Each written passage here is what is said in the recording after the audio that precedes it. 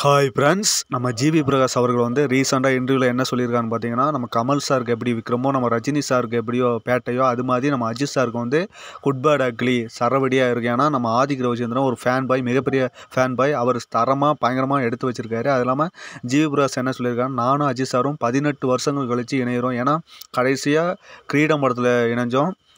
அதுக்கடுத்து இப்போ தான் இணையிறோம். அதனால் இந்த படம் என்னோட கரியர் பெஸ்ட்டாக அமையும் அப்படின்னு அவர் சொல்லியிருக்காரு.